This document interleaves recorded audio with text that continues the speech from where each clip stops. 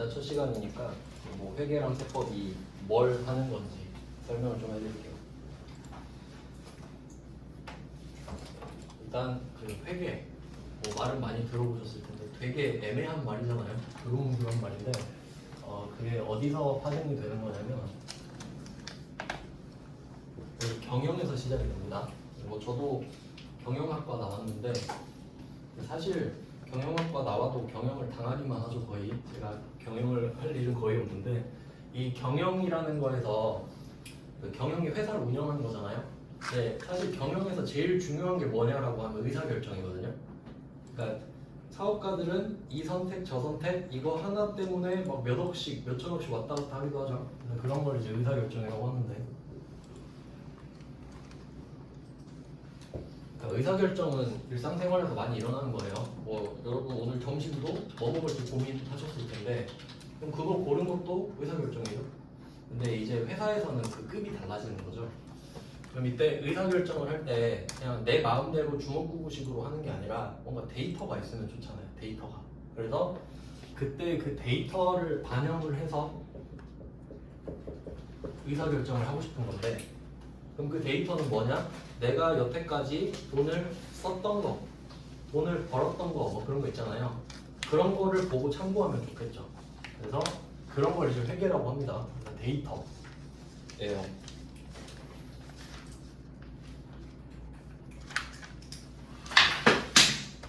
근데 뭐 이렇게 데이터라고 말하지만 전문 용어는 재무제표라고 합니다. 재무제표 이제 이 말을 계속 들으실 텐데 재무제표의 뜻을 먼저 설명을 해드릴게요.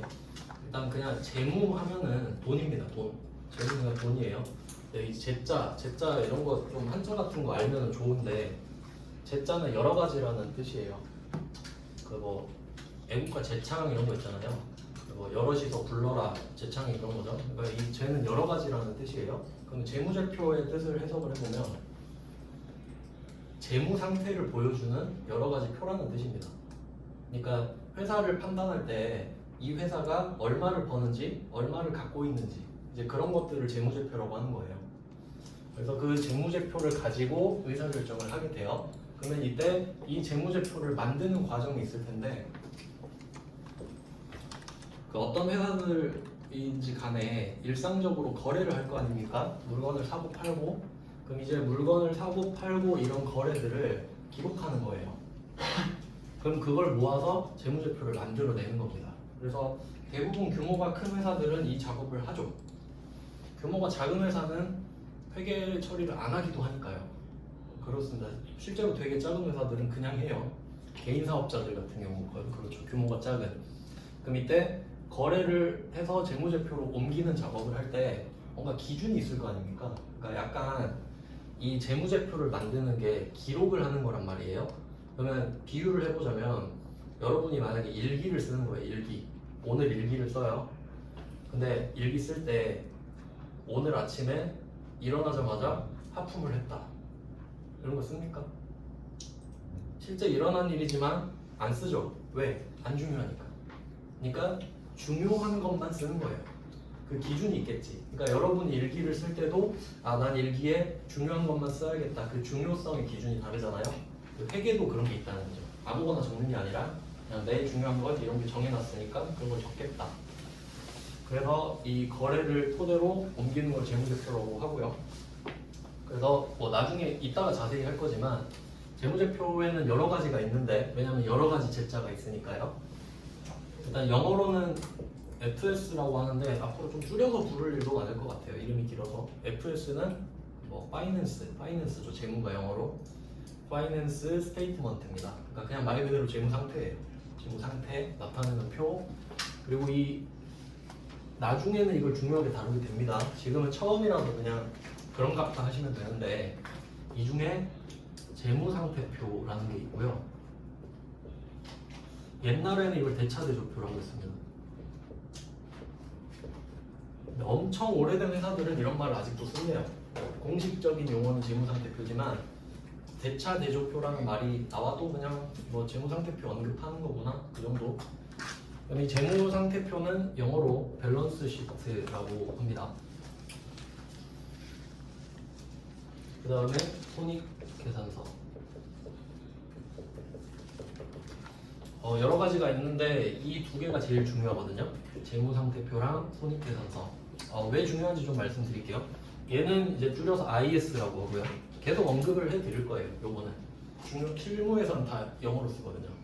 FS, BS, IS 이렇게 쓰기 때문에. 네, 이 재무상태표랑 손익계산서 이름 가지고 한번 뜻을 생각을 해볼게요. 그러니까 재무상태가 어떻다 이 말을 실제 그 일상생활로 옮겨볼게요. 예를 들어서 뭐 지금은 제가 이제 나이가 있어서 안 그러지만 뭐 고등학생 때나 그럴 때로 돌아가 보면은 고등학생 때, 대학생 때 친구한테 가가지고 야 너 얼마 있냐? 뭐 이런 거 많이 물어봤어요. 많으면 나 좀 사줘 이런 거. 그러면 얼마 있냐 이 말 있죠. 너 얼마 있어? 이게 그냥 유식한 말로 바꾸면 너 재무 상태가 어때? 이거예요. 너 재무 상태가 좋아? 그건 뭔 말이에요? 너 돈 많아? 이거잖아요. 재무 상태가 좋으면 돈이 많은 거고 안 좋으면 돈이 없는 겁니다. 그러니까 재무 상태표는 뭘 나타내는 거냐면 얼마 있냐? 얼마 있냐? 그러니까 뭐 교재에는 이런 말 안 써 있죠. 그래서 교재 안 쓰는데 그러니까 쉽게 말하면 뭐예요? 이게 뭐예요? 얼마 있냐? 얼마 있냐 이 말이에요. 재무 상태가. 그럼 많으면 좋겠죠. 일단. 근데 요거를 이제 회계에서는 디테일하게 배우는 겁니다. 그래서 그 용어가 자산, 부채, 자본. 일단 개괄을 하고 이따가 하나씩 자세히 볼 거예요. 자산, 부채, 자본이라는 용어를 씁니다. 내용은 이따 설명해 드릴게요. 그리고 이게 여기서 중요한 게 얼마 있냐잖아요. 그러면 이 안에는 뭐가 숨어 있냐면 이거 진짜 중요한 거예요. 너 얼마 있어? 이거 물어볼 때 생략되는 말이 있는데 지금입니다. 지금. 그러니까 친구한테 야 너 얼마 있어 하면 내일 얼마 있을 건지 물어보는 거 아니죠? 어제도 아닙니다. 지금 얼마 있냐고. 너무 당연하니까 생략하죠. 그럼 이게 왜 중요한 거냐면 이게 그 좀 유식한 말로는 뭐라고 하냐면 저량의 개념입니다. 저량. 쌓이는 개념이에요. 쌓이는 개념. 스탁이라고 하는데 그러니까 이런 거는 이제 상식입니다. 상식. 그러니까 회계를 배우기에 이런 배경 지식이 있으면 편하다는 거예요. 실제로 되게 중요하기도 해요. 이런 거 말문제로 많이 나옵니다. 그럼 무슨 말인지 한번 설명을 해볼게요. 그럼 내가 오늘 친구한테 물어봤어요. 너 얼마 있어? 10,000원 있대요. 그리고 하루가 지났어요. 너 얼마 있어? 12,000원 됐죠. 12,000원. 12,000원 있대. 그러니까 어제는 너 얼마 있어? 했을 때 10,000원 이랬어요. 근데 오늘 물어보니까 12,000원 이렇게 대답을 한 거예요. 그럼 지금 그때. 그러면 우리는 이게 어제의 재무상태표, 이게 오늘의 재무상태표죠? 그럼 이때 2,000원이 증가한 겁니다. 2,000원이 쌓였다고 생각할 수 있겠지. 그렇게 비교하는 거예요. 그러면 이거 두 개를 비교해 보니까 이 회사는 2,000원이 늘었구나. 그럼 어떻게든 돈을 갖고 왔겠죠. 벌었든지 아니 투자를 받았든지 빌렸든지. 근데 그 내용은 이제 자세히 봐야 되는 거예요. 그래서 뭐 이런 내용입니다. 그래서 이때 저량, 스탁의 개념 되게 중요해요. 그래서 그 회계 기간을 정해 놓는데 편의상 회계 기간을 정해요. 왜냐면 그 원래 정확히 하려면 회사를 처음에 세우잖아요. 회사를 만약 오늘 세웠다고 할게요. 오늘부터 2024년 10월 19일부터 회사가 만약에 막 20년 뒤에 망했다 할게요. 그러면 처음부터 끝까지가 회계 기간이에요. 원래는 그렇겠죠? 그럼 너무 불편하잖아요. 비교를 할 수가 없잖아요. 그래서 그냥 끊는 거예요. 임의대로. 기간을 그냥 끊어두는 거예요. 그러니까 우리가 인생이 계속 이어지지만 그냥 1년 단위로 끊어버리잖아요. 나이 매기고 그런 느낌이에요. 그러니까 회사 나이가 이제 회계 기간이라고 보시면 되는데 대부분의 회사가 그냥 1월 1일부터 12월 31일까지로 합니다. 근데 선택할 수 있어요. 근데 그냥 편의상 다 그렇게 하니까 거의 그렇게 한다. 이렇게 아시면 돼요. 그러니까 혹시 말 문제로 했을 때 그렇게 낼 수도 있겠죠. 반드시 그러냐? 아닐 수도 있다. 이 정도 아시면 되고. 그 다음에 이제 손익계산서입니다. 사실 이게 중요합니다. 손익계산서. 이거는 제가 이쪽 전공이라 그런지 모르겠는데 일상생활에서 많이 쓴다고 생각하거든요. 그러니까 뭐 어떤 사업을 할 때나 어떤 선택을 할 때 이거를 해야 될까 말아야 될까 이거를 판단하는 걸 계산기 한번 두드려 보자 이런 말 하잖아요. 이제 그걸 조금 더 이제 구체화하면은 손익 계산을 해보자. 그 말은 손해가 얼마, 이익이 얼마 이걸 따져보자 이거지. 그럼 이걸 따져서 당연히 이익이 커야 들어가는 거죠. 손해가 크면 할 이유가 없잖아요. 그래서 그걸 따지는 게 손익계산서입니다. 근데 이게 중요해요. 그 이유가 뭐냐면 돈을 버는 거 있죠. 이걸 한번 생각해 보세요. 보통 우리나라는 월급제잖아요. 그러니까 월급, 연봉 이런 말 많이 쓰죠. 여기 숨어 있는 뜻을 한번 생각해 보세요. 기간입니다. 맞죠? 월, 한 달이죠. 그러니까 너 월급 얼마야 이거는 너 한 달 동안 얼마 벌어 이거죠. 기간이 들어가요. 그러니까 얘는 절약의 개념이 아닙니다. 쌓이는 개념이 아니라 너 지금 얼마 있어가 안 먹히는 거죠. 한번 생각을 해보세요. 너 얼마 있어는 지금 얼마 있냐 이 말이죠. 지금 네 지갑에 쌓여있는 돈이 얼마냐 이거죠. 근데 네 월급이 얼마냐 이거는 한 달 동안 너 얼마 벌어들이냐 이 말이죠. 이해되세요? 이거 되게 중요한 겁니다. 연봉도 마찬가지 아니에요? 연봉은 월급 12개 모으면 되죠. 그러니까 얘는 기간의 개념이에요. 그래서 이거를 유량이라고 하고, 그러니까 이 두 개를 이제 사람들이 잘 모르기 때문에 이걸로 말 문제 많이 냅니다. 장난치면 많이 속거든요. 유량한 플로우라고 해요. 그러니까 너 월급 얼마야? 연봉 얼마야? 이 말에는 기간의 의미가 숨어 있다는 걸 아시면 됩니다.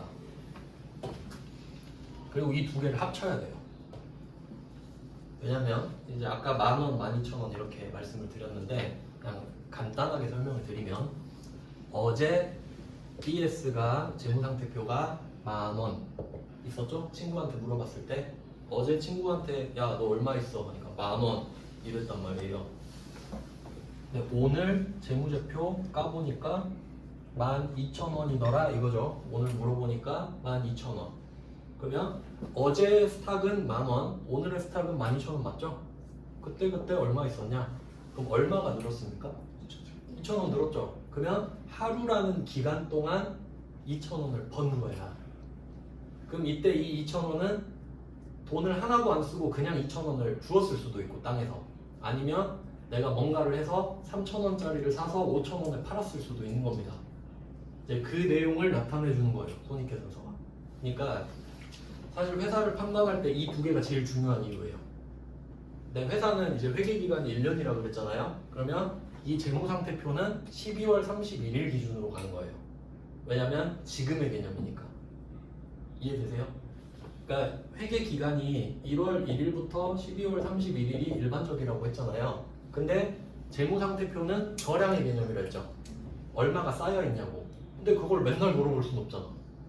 그러면 365일 동안의 저량을 다 써야 되는데 그럼 종이가 어마어마하게 많이 필요하죠. 그러니까 12월 31일 딱 하나만 따가지고 이때 얼마 있는지만 적어요. 그러면 작년 말, 올해 말, 내년 말 이렇게 1년 말마다 점이 찍히겠죠. 그러니까 재무상태표는 저량이니까 점이 찍히는 개념이에요. 이렇게 점. 그러면 이 두 개를 비교하면 늘었는지 줄었는지를 알 수 있지. 작년보다 돈이 많아졌냐 적어졌냐. 그러면 그 사이에 벌어들인 돈이 있을 거 아닙니까? 그게 기간이죠. 그게 손익계산서. 그럼 그게 그 사이에 선을 이어주는 거예요. 이렇게. 이해되세요? 그러니까 이거랑 하면 처음에 10,000원이 있었다. 근데 플러스 2,000원. 2,000원이 하루 동안 생겼죠. 그리고 12,000원이 되었다. 이런 느낌이에요. 그러니까 두 개를 같이 봐야 돼. 이해되시죠? 그래서 재무제표 하면 재무상태표랑 손익계산서 두 개를 일단 떠올리시면 돼요. 원래 더 있는데 지금 다 하면 정신건강에 별로 안 좋으니까 그냥 재무상태표 하면 이 두 개를 실무적으로 많이 써요. 뭐 이따가 자세히 알려드리겠지만 지금은 그냥 일단 개괄하는 겁니다. 그래서 우리가 회계라고 하는 것 이제 다시 정리할게요. 그 회계가 뭔데 이렇게 말을 하면 회계 정의를 말씀드리면 정의 그래도 우리가 배우는 거니까 정의 외부 정보 이용자 이것도 말문제로 간단하게 나올 수 있을 것 같아요. 일단은 문구를 제가 소개를 해드리겠습니다. 외부 바깥에 있는 사람이라는 소리죠. 그 말은 뭐냐면 지금 이게 한 회사마다 이걸 하는 거예요. 한 회사마다 그 회사의 내부에 있는 사람들 있죠. 그러니까 사실 내부자라고 하면 경영자 정도인데 왜냐면 직원들은 회사 안에 있지만 회사 정보를 잘 모르잖아요. 그러니까 내부자 하면 경영자 정도예요. 근데 외부자는 뭐냐면 예를 들어 삼성전자 생각해 봅시다. 그러니까 여러분도 삼성전자 주주일 수도 있죠 지금.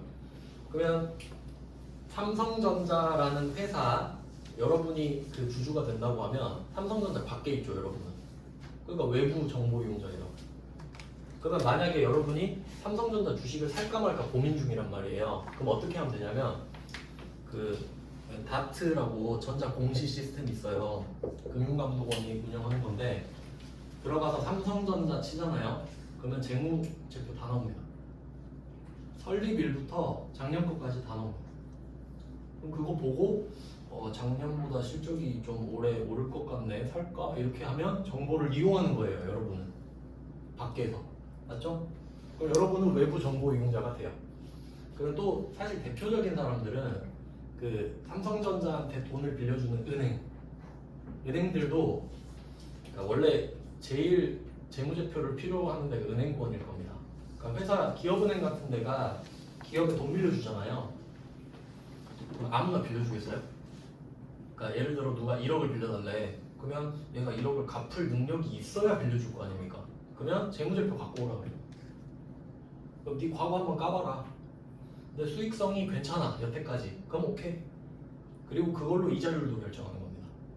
그러니까 얘가 돈을 따박따박 잘 갚을 것 같잖아요. 그럼 이자를 많이 받을 수가 없는 거야. 왜냐면 다른 은행 가버리니까.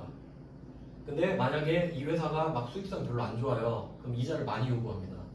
이제 그런 식으로 위험성과도 연관이 돼요. 이자율이 그 약간 기회비용 같은 느낌이라서. 일단 뭐 외부 정보 이용자 나왔어요. 이 사람들한테 유용한 정보를 줘야 돼요. 이게 정의예요. 그래도 책 배웠다고 하니까 좀 일단 문구 정도는 알고 있으면 좋겠죠.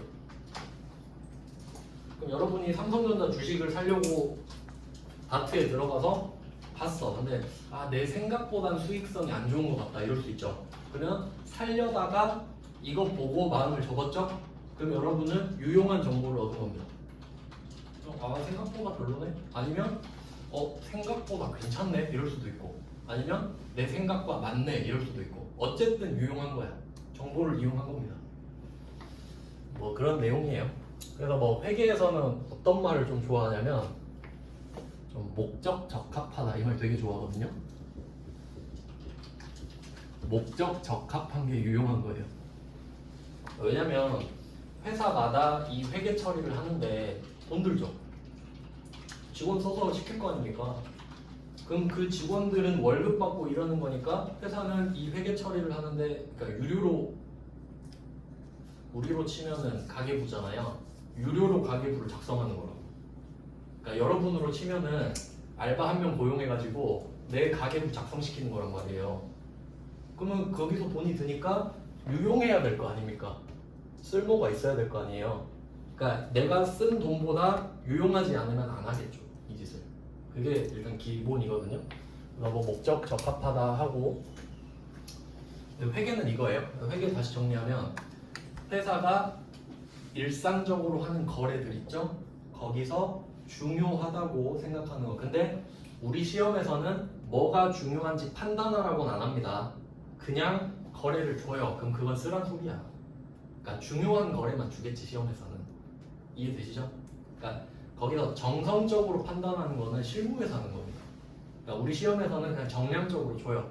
100만 원이다. 그럼 100만 원 쓰는 거예요. 우리는 어떻게 쓸지가 문제인 거지. 그럼 이때 거래를 재무제표로 만들어서 유용한 정보를 제공해 주는 겁니다. 왜냐면 여기 다트에다 공시를 하기 때문에. 그럼 이게 회계예요. 별로 어렵지 않죠? 그러니까 여러분으로 치면 그냥 1년치 가계부 만들어서 엄마가 만약에 물어보는 거야. 야, 너 1년 동안 얼마 썼어? 그거 보여주는 거예요. 그럼 엄마는 나한테 외부 정보 이용자죠.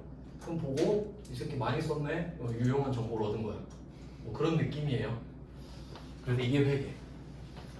그럼 회계는 회계 기준에 따라서 하겠죠. 아무렇게나 하면 안 될 거 아니에요. 왜냐면 이게 중요한 게 나중에 너무 우리는 안 배울 것 같긴 한데 이 재무제표를 만들 때 중요한 게 비교가 가능해야 돼. 비교가. 이 말은 뭐냐면 A라는 회사가 있고 B라는 회사가 있잖아요. 내가 이 둘을 저울질을 하고 싶은 거예요. 근데 둘이 다른 기준을 써버려. 그럼 비교가 안 되죠. A랑 B랑 똑같은 기준을 쓰고 있어야 얼마가 있다 했을 때 공정한 거잖아요. 그러니까 회계 기준이 있는 거예요. 아무렇게나 하지 말라고. 이해되셨죠? 네, 이거 회계 비용도 어마어마하게 들어요. 그럼 회계는 회계 기준을 따릅니다. 근데 우리가 일단 지금 중요하게 다루진 않는데 세법도 어쩔 수 없이 하거든요. 그 이유가 뭔지 좀 설명을 드리면 회계랑 세법 간의 관계. 회계랑 세법. 이 둘이 목적이 다릅니다. 그 회계는 왜 하냐? 말씀드렸죠? 외부 정보 이용자한테 유용한 정보를 줘야 돼요. 그러면 그게 뭔데? 그 회계에서는 그냥 수익 비용이라고 할게요. 편의상 지금 간단하게. 그러니까 회계는 뭘 하고 싶은 거냐면 우리 회사가 1년 동안 얼마를 벌었어요. 그게 수익. 많이 들어보셨죠? 수익은. 수익성이 좋다. 그리고 비용. 얼마를 썼냐? 그럼 이거 수익에서 비용을 빼면 이익이라고 합니다. 이게 일단 제일 중요한 건데 수익과 이익은 다르다. 예를 들어볼게요. 만약에 내가 수익이 100입니다. 그럼 100을 벌어들였단 소리예요. 그리고 내가 이 100을 버느라 80을 썼다고 할게요. 100을 버느라 80을 쓴 거야. 그럼 이제 얼마 남았죠? 20. 그럼 이게 20이 남은 거란 말이에요. 수익은 100, 이익은 20. 네, 여기서 이제 수익과 이익을 섞어 써버리면 개판 나는 거죠. 이 회계 업계에서는. 그러니까 일상생활에서는 사실 수익과 이익을 구분 못하는 경우가 많은데 이쪽 업계에 들어온 이상 그렇게 쓰면 안 된다고요. 그럼 용어가 아예 다른 말이잖아요. 그래서 이런 식으로 회계는 이렇게 보여줍니다. 우리 회사가 수익이 100이고 비용이 80이고 이익이 20이 났어. 그러면 외부 정보 이용자가 이걸 보고 유용한 정보를 얻어가는 겁니다. 아, 이 회사는 100 벌고 20 남으니까 한 20% 남네? 유용한 정보를 얻은 거죠. 그럼 세법은 뭐 하는 거냐? 세금 내야죠. 납부세 계산을 하는 겁니다. 그냥. 간단하죠. 세법을 왜 만들었겠어요? 세금 내려고, 세금 거들려고, 국세청이. 그러면 이 두 개가 무슨 관계냐? 무슨 관계인지 생각해 보세요. 그러니까 여러분도 세금 내시잖아요. 뭐 나중에 배우겠지만 못해도 부가가치세 정도는 부담을 하고 계십니다. 납세를 안 해도. 그럼 여러분이 뭐 세액을 낸다. 그럼 회사도 세금 낼 거 아니에요. 법인세, 소득세 이런 거. 그러면 세금 내는 거는 돈이 나가는 거죠. 그러면 이 납부세액 있잖아요. 세금 납부하는 그 금액. 이게 비용에 들어갈 거 아니에요. 그렇죠? 세금을 낸 것도 돈 쓴 거 아닌가요? 그러니까 회계를 할 때 세법을 모르면 안 되는 거예요. 세금을 내는 것도 내 비용이잖아. 그러니까 나는 세법 없이 회계할 건데요. 그럼 말도 안 되는 소리예요. 이해되셨죠? 세금도 굉장히 큰 비중인데. 근데 또 문제는 뭐냐면 회계는 얼마 벌었는지가 중요해요. 네, 세법은 얼마를 내야 되는지가 중요해요. 포커스가 다르죠. 그러니까 둘이 같을 리가 있겠습니까? 기준이? 그런 게 없잖아요. 둘이 다르죠. 그러니까 이 세법상의 거를 회계로 옮길 때 조정이 필요해요. 그러니까 네 세법에선 그 금액이었지만 우리한테는 아니거든. 넘어오면서 조정이 필요해. 그게 세무조정입니다. 들어보셨죠? 세무조정. 조정료 이런 거. 그러니까 이게 고급 스킬인 이유가 뭔지 생각해 보세요. 세무조정을 하려면 회계를 다 알아야 되고 세법을 다 알아야 돼요. 그래야 차이를 나는 거 아닙니까? 둘 다 싹 알아야 얘 둘이 다르네? 이렇게 되는 거죠. 근데 그러기엔 너무 비효율적이죠. 그러니까 생각해 보세요. 여러분이 세무 조정을 하고 싶어요 지금. 그러면 회계를 1부터 100까지 다 배워. 세법을 1부터 100까지 다 배워. 그럼 좀 너무 비효율적이지 않습니까? 그럼 이제 어떤 방법을 선택하냐면 그냥 회계를 기준으로 잡아버려요. 그래서 1부터 100까지 회계를 싹 배우는 거예요. 그리고 회계랑 세법이 다른 부분 있죠. 그것만 배우는 거예요. 세법에서. 이해돼요? 그럼 효율적이죠. 그래서 이런 걸 세무회계라고 합니다. 그러니까 세금 내는 걸 왜 회계라고 그러냐? 회계에서 시작했거든요. 회계에서 시작해서 세무조정을 하거든요. 왜냐면 이게 회계를 A부터 Z까지 다 배운다 했죠. 여기서 차이만 조정하는 거기 때문에. 이해되셨나요? 그러니까 제가 지금 세무사 공부를 하는데 시험 범위가 4과목 중에 2과목이 회계거든요. 그러니까 모르는 사람은 그럴 수도 있죠. 아니 세무사가 뭔 회계를 그렇게 열심히 해? 그럴 수 있잖아요. 회계를 알아야 세법을 알기 때문에 그렇습니다. 네, 일단 그래요. 그러면 이 둘 중에 사실 뭐가 더 중요하냐라고 하면 뭐가 더 중요할 것 같아요? 그렇지, 세법이 중요하지. 왜? 이유를 제가 정확히 설명해 드릴게요. 일단 답은 맞췄어. 세법이 중요한 이유. 봐봐요. 여러분 가계부 쓰는 분도 있고 안 쓰는 분도 계실 거예요. 그렇죠? 그럼 회계를 하는 사람도 있고 안 하는 사람도 있죠. 근데 세금은 내야 되죠. 이해돼요? 그러니까 여러분이 세법을 알든 모르든 세금을 내셔야 된다고요. 맞죠? 근데 여러분이 가계부를 써야 될 의무가 있어요? 그건 아니지. 그러면 회사로 그걸 옮겨가 봐요. 회사도 돈 벌면 세금 내야겠지. 그럼 세법에 적용을 받지 않습니까? 내가 세법을 몰라도요. 그러면 뭐 물면 겨자 먹기로 세무사 찾아간다고요. 세금 낼 때 되면 내가 모르니까. 근데 회계는 아 몰라요, 그냥 안 할래요 이런 회사 되게 많아요. 규모가 작으면 그럴 수 있잖아요. 이해되세요? 그러니까 우선순위가 세법이라는 거예요. 근데 세법을 알려면 회계를 알아야 된다. 그러니까 이게 끝없는 굴레죠. 결국 둘 다 해야 돼. 결론. 그래서 세법을 하려면 뭐 그렇습니다. 그러니까 원래 그 공부 순서가 어떻게 되냐면 이 회계를 먼저 배워요. 회계를 먼저 배우고 그리고 법인세를 배웁니다. 회계랑 법인세랑 차이를 배우거든요. 그리고 법인세 다음에 소득세를 배워서 법인세 소득세 차이를 배웁니다. 그런 식이에요. 그러니까 계속 끝도 없이 가요. 연결해서 가는 거예요. 근데 우리는 일단 가장 필요한 부분만 배우도록 하겠습니다. 알겠죠? 그러니까 저는 지금 끝을 보고 있잖아요. 네, 여러분한테는 아주 조그만한 부분만 알려주는 거라고. 그래서 회계랑 세법의 관계를 일단 말씀을 드렸고요. 근데 세법은 일단은 우리가 부가가치세밖에 안 배우기 때문에 그렇게 막 중요하진 않아요. 지금 여기서. 그래서 제가 이 재무제표를 가지고 좀 더 디테일하게 설명을 해드리겠습니다. 우리가 이거 가지고 배울 거거든요. 세법은 그냥 참고만 하시고 그냥 아 그렇구나 하고.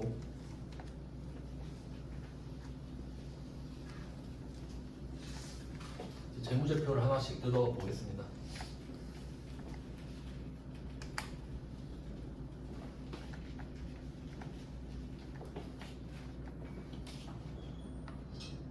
재무상태표. 실제로 뭐 아까 말씀드린 다트 같은데 그냥 들어가서 그냥 뭐 심심하면 관심 있는 회사 있잖아요. 뭐 기아차 사고 싶은데 기아 자동차 실적이 어떤가 뭐 그냥 그럴 수도 있고 그냥 보는 거죠. 그냥 왁구 보고 숫자 보고 돈 많이 버네. 그럼 재무상태표는 아까 말씀드린 대로 12월 31일 기준입니다. 점이기 때문에. 그러니까 점은 아무데나 찍을 수 있거든요. 그러니까 정해주는 거예요. 마지막에 찍으라고. 왜냐면 1월 1일에 점을 찍을 수도 있잖아요. 10월 19일에 찍을 수도 있죠. 그러니까 그냥 회계 기준에서 그냥 12월 31일로 해. 다른 회사도 다 그렇게 하니까. 이런 느낌이죠. 그래서 재무상태표는 BS 밸런스 시트고요. X1년 12월 31일 기준 이렇게 하겠습니다. 뭐 그림으로 나타낸다고 하면 이제 우리가 그 기록을 할 때요. 그 뭐 가계부랑 한번 비교를 해보겠습니다. 가계부 쓰는 뭐 용돈 기입장이랑 뭐 가계부랑 똑같죠. 그냥 어떤 느낌이냐면 만약에 뭐 아빠한테 용돈을 1,000원 받았다 하면은 1,000원 플러스 용돈 이렇게 쓰죠. 이런 느낌으로 쓰죠. 그리고 뭐 과자를 사 먹었다 하면 마이너스 500원, 뭐 과자 이런 식으로 쓰잖아요. 그냥 가계부랑 용돈기 입장 이런 거 생각하면 이런 거를 뭐라고 하냐면 단식북이라고 해요. 단식북이. 이 이름은 어렵지만 다 풀어서 설명해 드릴게요. 일단 북이라는 말은 많이 들으실 텐데 장부 기록이에요. 장부 기록. 그러니까 기장이랑 북이랑 같은 말이에요. 장부 기록 순서 막 섞으면 기장 뭐 북이 이렇게 돼요. 그래서 옛날에 저도 들은 얘기인데 지금 자격증이 전산 회계 1급, 전산 세무 2급 이렇게 가잖아요. 옛날엔 북이 뭐 2급 이랬대요. 북이 2급, 북이 1급 이랬다고. 다 손으로 쓰는 거. 그땐 전자가 없었으니까 옛날에.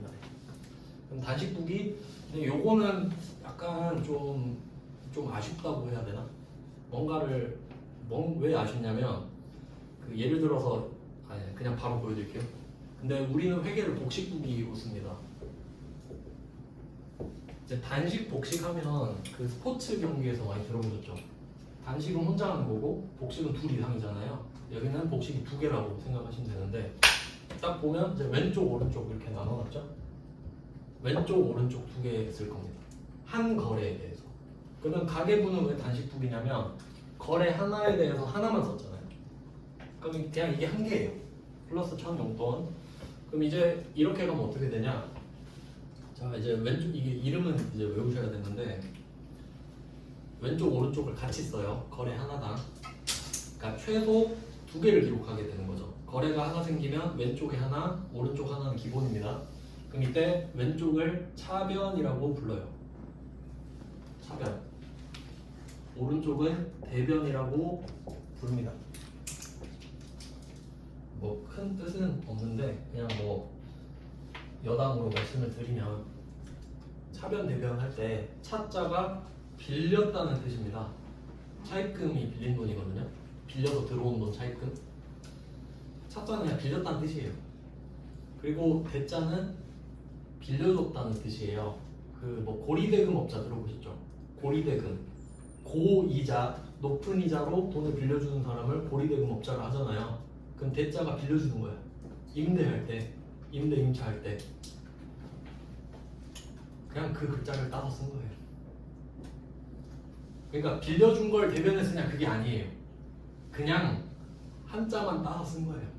그러니까 어떤 느낌이냐면 우리가 신호등 보면 초록불에 건너죠. 초록불에 건너시죠? 혹시 초록이라는 색깔의 뜻이 건너라 이 뜻인가요? 아니잖아. 그냥 초록불에 건너기로 했죠. 그럼 우리도 차변을 그냥 왼쪽을 차변이라 부르기로 했어요. 그냥 알겠죠? 뭐 의미 없다 이 말이에요.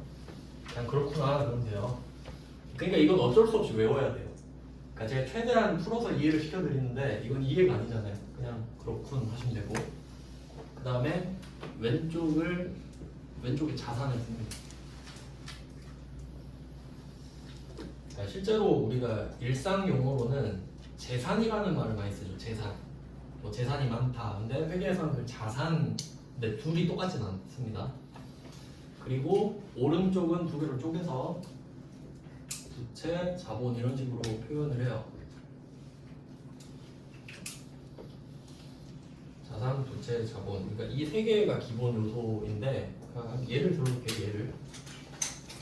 예를 들어서 뭐 친구가 뭐 아파트 청약에 당첨됐다고 해요. 청약에 84제곱 들어가서 한 5억이라고 합시다. 금액은 그렇게 중요하지 않고요. 자, 5억짜리 아파트에 당첨됐어요. 그래서 5억 주고 들어갔어요. 그러면 이 친구를 남들이 보기에는 5억짜리 아파트에 사는 사람이죠. 맞죠? 그러니까 이 왼쪽에 자산 있잖아요. 요거는 겉에서 보는 거. 누가 봐도 5억짜리 집에 살지 않습니까? 근데 나는 친하니까 물어봤어. 야, 너 5억 어떻게 됐어? 그러니까 친구가 그래요. 신발장만 내 거야.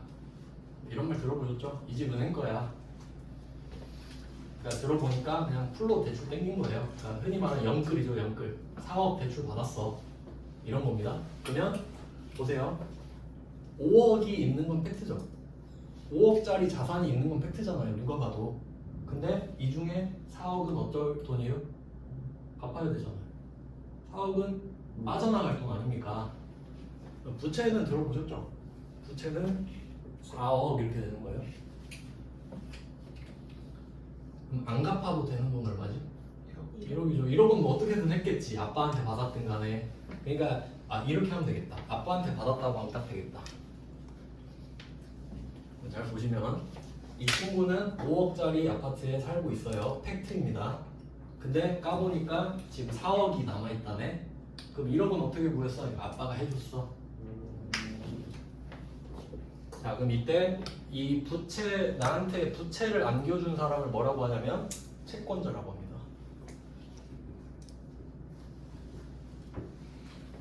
이것도 많이 나오니까 좀 이해를 해주시면 좋은데, 채권자, 채무자 들어보셨죠? 채권자, 채무자. 이거 헷갈리는 분 되게 많거든요. 이렇게 생각하시면 돼요.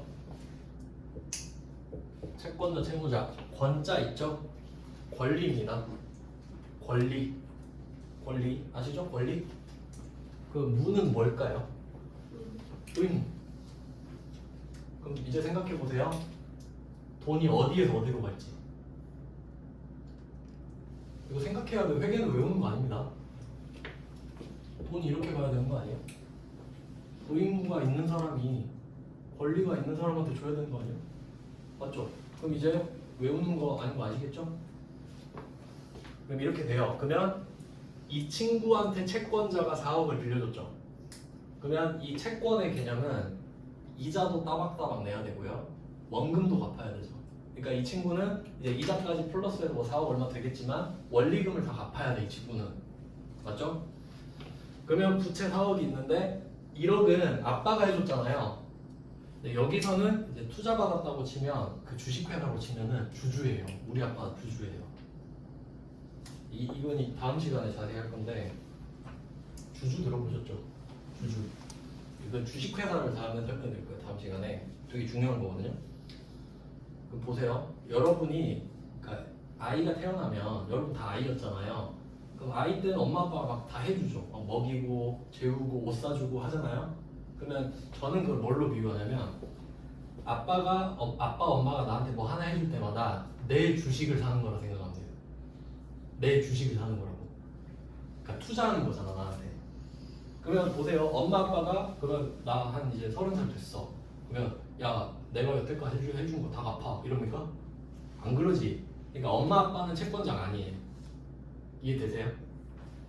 채권자는 어떤 사람이냐면, 만약에 이 친구가 경제 사정이 안 좋아요. 그러면 막 빚 깎아줍니까, 은행에서? 안 깎아줘. 채권자는 냉정합니다. 이자 갚고 원금 갚아. 그리고 그 실무에서는 진짜 이렇게 되는데, 돈을 못 갚을 것 같잖아요. 조기상환 요구합니다. 그러니까 힘들어 죽겠는데 빨리 갚으라고 해버린다고. 왜냐면 돈 못 갚을까봐.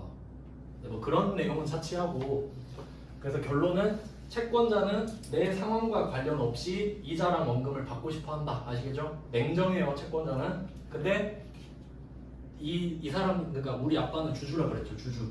그러면 주주가 어떻게 돼요? 여러분이 막 삼성전자 대주주예요. 삼성전자가 무너져가. 그럼 주식 팔고 튀어야지 이러진 않을 거예요. 진짜 주주라면. 그러니까 예를 들어 이재용 회장이 삼성전자 막 매출이 떨어진다고 주식 팔고 나 회장 안 할래 그러겠습니까? 끝까지 지키고 있겠죠. 책임감 갖고. 이제 그런 느낌이라는 거예요, 자본은. 그러니까 안 갚아도 된다는 소리지. 그러니까 주주한테는 돈을 갚을 의무가 없어요. 그러니까 채권자는 돈을 반드시 갚아야 된다고 그랬죠. 근데 주주는 내가 돈을 많이 벌잖아요. 그러면 좀 드릴까요? 이런 거예요. 그러니까 채권자한테는 이자랑 원금을 갚아야 되지만 주주한테는 줘도 되고 안 줘도 돼요. 예를 들면 그 워렌 버핏 아시나요? 워렌 버핏 그 투자 잘하는 할아버지 있잖아요. 그 할아버지가 버크셔 해서웨이라는 회사 그 회장이에요. 그 한 주가 뭐 5억인가 그래요, 주식 하나에. 근데 그 회사는 단 한 번도 배당을 안 해줬어요. 단 한 번도. 왜 그러냐면 주주들이 그런 말을 하는 거예요. 그 회사가 돈을 벌어서 남는 돈 있잖아요. 그 돈 우리한테 나눠주지 말고 투자해서 돈 더 벌어라. 주주총회에서 그걸 하는 거예요, 이야기를. 이해되시죠? 그러니까 주주는 회사 편이에요. 그러니까 회사가 주주한테 배당금을 줄 의무는 없어요.